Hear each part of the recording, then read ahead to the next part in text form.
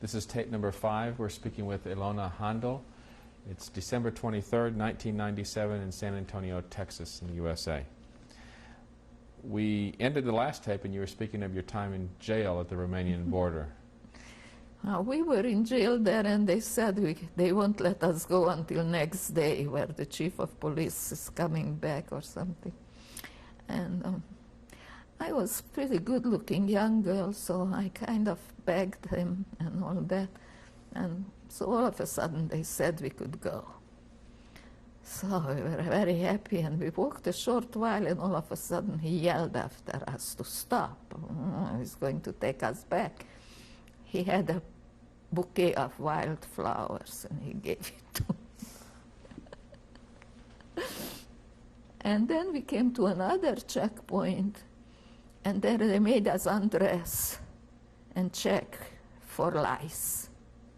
Most people did have lice, and I was more afraid of the lice than the bombs falling. Can you imagine that? So I have a ID stating that I have no lice. I'm very proud of it. And after that you continued? After that we continued to a border town in Romania where we had some distant relatives related to that Stern family, and they were newlyweds, and we stayed with them over the Shabbat. There was a rabbi that wanted to get out of the house and wouldn't go because I stood at one side of the room and my mother on the other, and you don't walk between two women. You didn't know that. But come Sunday, I went out to the train station to buy tickets to Bucharest. And I went, up to the window, asked for 2 tickets to Bucharest, and they said there are no tickets. All tickets are sold. So what do I do? So give me some for tomorrow. There are no tickets for tomorrow. There were already normal trains. Until then, we just went in the cattle cars. But there, so no tickets, and I went back to that house. And I was almost crying. There are no tickets for the train. And this young woman looked at me and said, "What do you need tickets for?" So we want to get to Bucharest. You stupid girl. You don't need tickets. You just get on the train. And what do I do when the conductor comes and asks for the tickets? And I just squeeze his hand. You mean I go squeeze the conductors? That's the signal. They tell everybody there are no tickets. Everybody knows that. Board the train and go where you want to go. And at the end of later on, he will come around and collect the money. Puts it in. So the train leaves, no tickets sold, and the train is packed. That's how they do it. I think they still do that. So finally we arrived Friday. We arrived late Friday afternoon in Bucharest. That was the day when President Roosevelt died. See, one date I can remember. I don't remember what day it was. How did you find out President Roosevelt died that day? It was on the news there or something. And the next morning there was services in the big synagogue to pray for him. So we were given the address of the joint. It was an American, I think, that was taking care of the people who needed help. And they had my father on. They showed us his picture. Is that him? No, beyond recognition. How so? Well, he was at the end of the line. He was starving when they liberated him. And that's another story, because he was on the Russian front, and they were retreating and retreating. And at one point, he and a friend of his hid in some haystack and were waiting until everything went through. And the Russians came in. And the Russians were almost worse than the Germans. They really couldn't talk. But my father knew one word, Yevre, which is Jew in Russian. So they said, oh, Yevre. They beat him some more. And they took him into a prison camp in Ploiești, that's the oil area of Romania.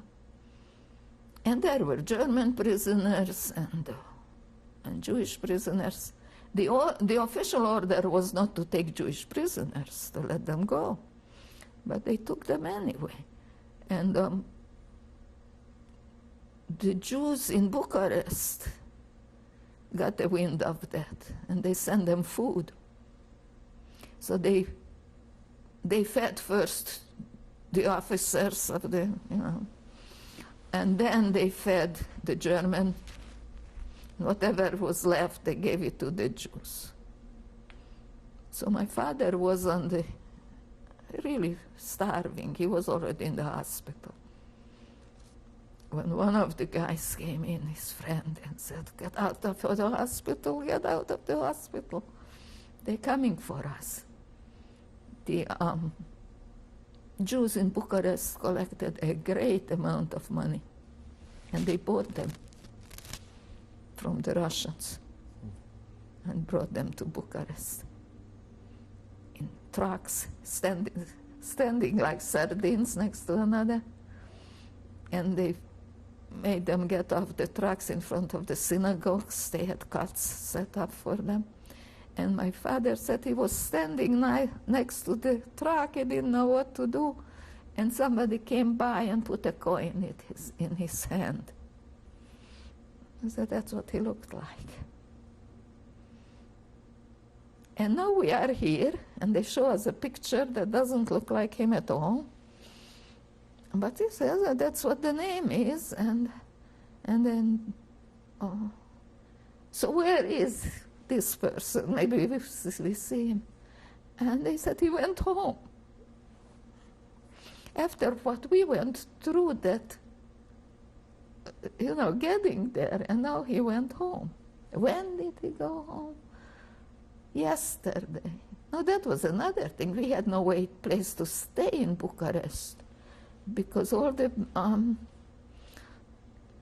hotels were occupied by military. And it was late Friday afternoon. And what are we going to do? So we went into a Jewish restaurant. They gave us dinner, but they had no rooms to rent. So one of the waitresses took us to her room, and that's where we stayed. And the next morning, we went to the synagogue, see if we meet somebody there. And we didn't, and we stayed on. Of course, you don't travel on Saturday, so Sunday morning, we went back to this joint office, and they gave us some papers that we wouldn't be jailed again, to let us go home. And we checked with them again, and they showed us that picture again, and we're still not sure. And so there's nothing to do, let's go home. And as we come out of the gate, going to the streetcar, who's getting off the streetcar but my father? That you should have seen. All the people, the street stopped. I think all three of us went crazy. How did you feel? How would you feel when they tell you somebody is not there and and you just see him? What did you do? Oh, well, we just hugged each other, I don't know for how long, and it was great. And then he told us the story that people told him from our city, that everybody is dead and it's no sense to go home. But in the meanwhile, he met a jeweler there. And he said he was making jewelry. This was a businessman, put him to work. And now he comes home and he will bring us all kinds of stuff, because he knew there were shortages. And it was, and then we didn't have lice all that time, but we got something worse than lice. It's something that goes under your skin, and it itches like crazy.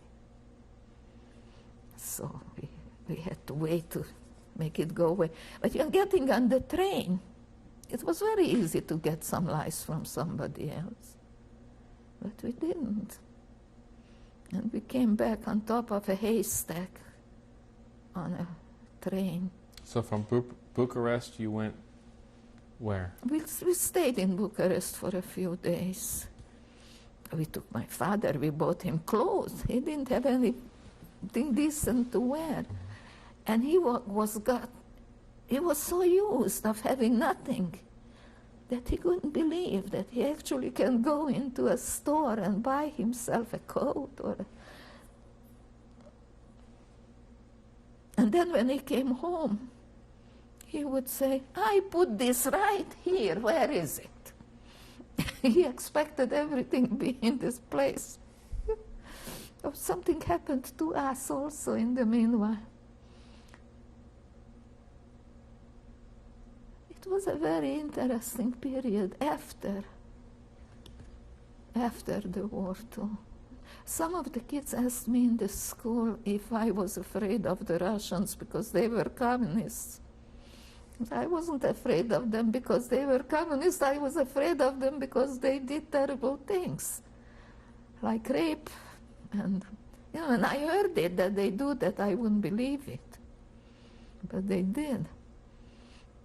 And not stealing, but taking everything. But we found some nice Russians who gave us a loaf of bread. They came and bought gold from my father.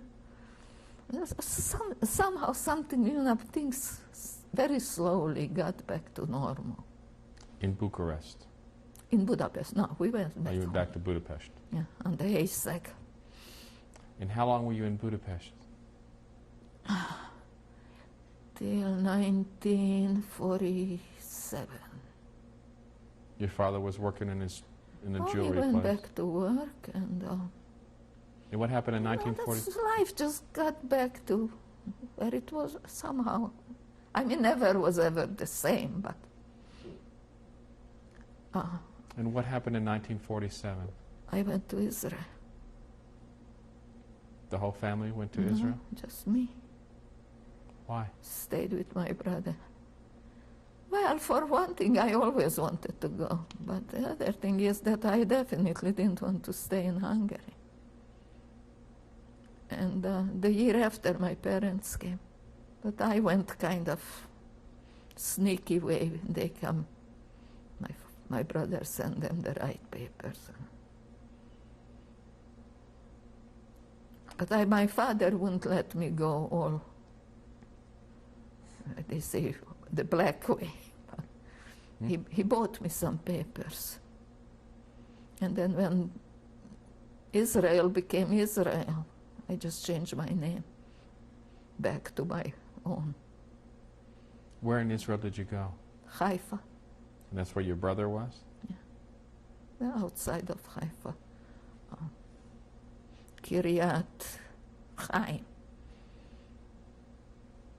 And then it was another thing. And then you had to go to work in an armorized car and come home in an armored car. And where did you work? Or in Haifa.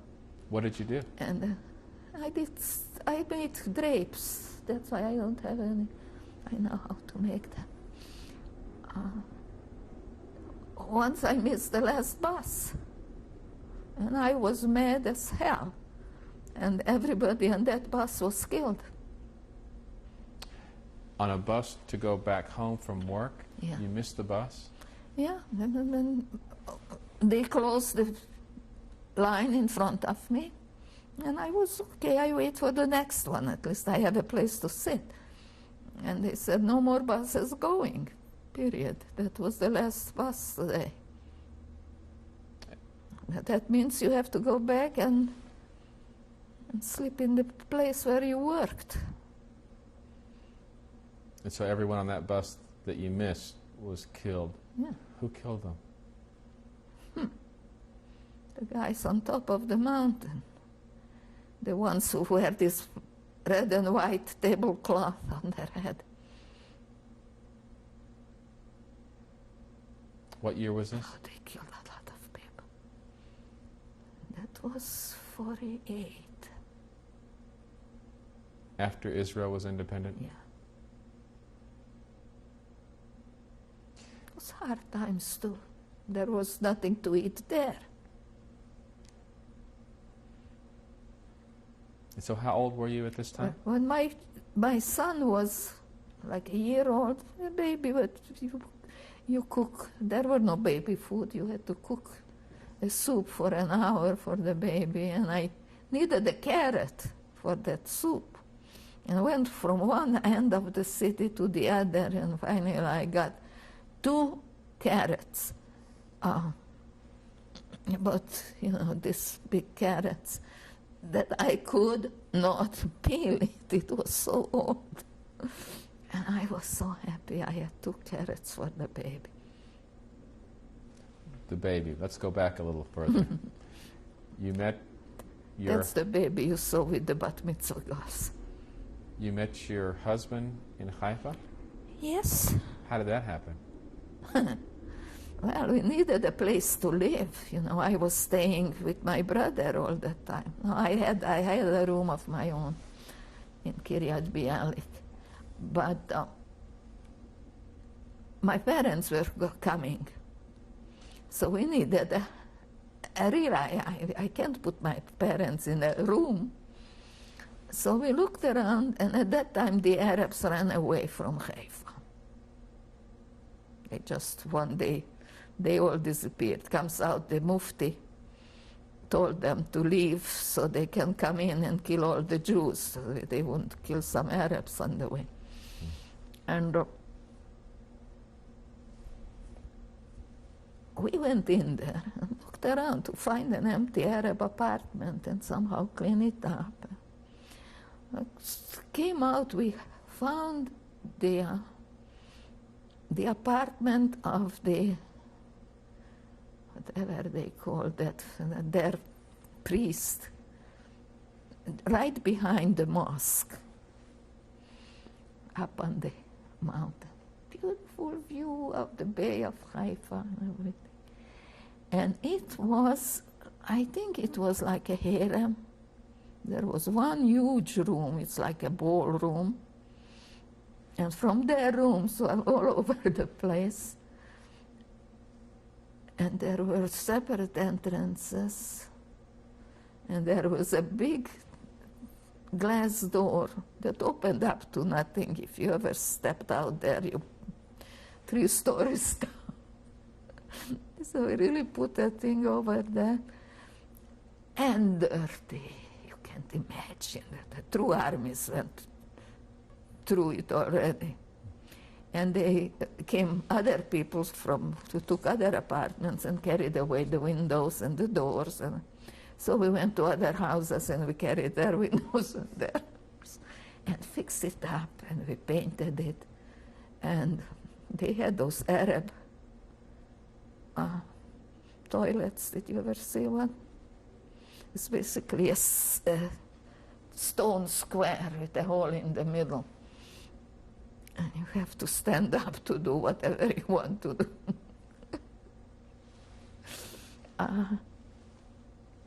So they had, I think, 3 of those. No bathtub. We took cold showers. No heating units. I mean, whatever was there, they took it someplace else. So we had all interesting things. We went to a factory to buy some toilets and replace that one, and we found a tub. Wow, we want to buy that tub. And they told us they cannot sell that tub because it has a flaw in it. It had some place that was a black mark on it. And I like that flaw, just sell it.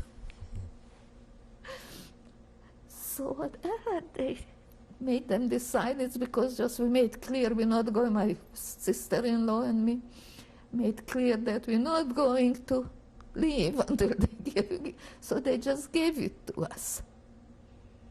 Now how you take it home? We came on the bus. So we talked one guy into bringing it home for us. And he did it. But he looked up of those steps that we had to walk up, and he said, that's as far as he goes. So he put in a small room at the mosque. And we decided, when my brother comes home, he will call some friend or somebody, or the three of us will be able to carry. And finally, when he came home, we go down, and the tub is gone. So we go to the police looking for a bathtub. It sounds so funny, you know what we went through to have it. And somebody told, the police went around to ask, and the streets are terraced, and this policeman was told by somebody that such and such was taking home a tub, they don't know. So they went there to question him, and he said he found it in the street. But it's not true, it wasn't in the street, it was inside. And even if you found it in the street, can't you just leave it there? And they were happy to have a tub too. So we got back the tub. Had to carry up, I don't know how many. And so how did you meet your husband? Oh, so when this apartment was already having bathrooms and kitchens and lots of rooms, nobody could count how many rooms were there. We got an invitation to the department who took care of those abandoned homes to come in there and account for who is living there. It was just me and my brother, his wife, and the baby. And we heard some people speaking Yiddish outside. They looked in and say, oh, this place is nice, it's already painted and clean. And so maybe they went in there to ask for this place. So I told my sister, we better go in there. And I didn't speak Hebrew yet. I learned Hebrew, but I couldn't speak it. And we went into this office, and I had two winter coats. One was very pretty, the other was so-so. I couldn't, should I put on the good one and look good, or should I take the other one and look like a poor person? And I did, I decided on the good one. I don't know why. And they show us to talk to that man there in the back. And that man happened to be my husband. And what is his name? Nathan Haendel. And he told me after that he just saw me and the apartment was mine. So he came out and talked to us. I talked to my, somebody come? No, it's okay. Go ahead.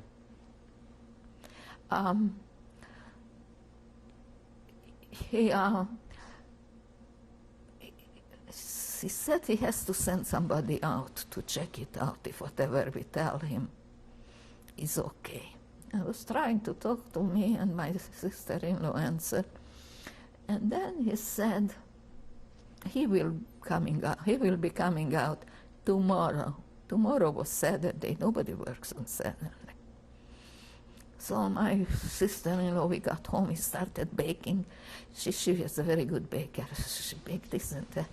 And I said, what are you doing? I said, are you stupid or something? This guy is coming out to see you. Nobody's working on Shabbat. And, well, he came in, he couldn't count all the separate rooms. So he said, well, who lives here? So I said, 3 families. Well, who? Well, my brother and his wife and the baby. My parents were still in Hungary. Where are they? And who else? I said, me and my husband. Where is your husband? In the army. I had no husband of any kind. Well, and then he found something else to do, and he asked me out for a cup of coffee and all that, but it took a long time before I told him that I have no husband. It was so funny. He asked his name, I gave him a name. It was my brother's friend, and he was told that he is my husband. We got this huge apartment, huge. There was no electricity. We had to buy a generator. But the main thing is that my husband didn't stop coming. And finally, how long? Yeah, where is your husband really? How come he's never here? Mm-hmm. Well, he's up in the galley. He's here. And so how finally, I told him, I just invented this husband. It doesn't happen. Mm-hmm. It doesn't exist. And so how long did he come by and did you visit with him until he asked? Not very long, because we met around Hanukkah time. And we got married on March 31st, so how wonderful. It wasn't too long. What year were you married? 1949. Will be a big anniversary in 1999, if we make it. Wonderful. And you lived in Haifa, and you'd mentioned before that you had a child. Yeah, born in 1950. Okay. We'll end this tape, and when we continue... And then that was after he was like a year old, was when I finally went back to college. We'll talk about that at the next tape.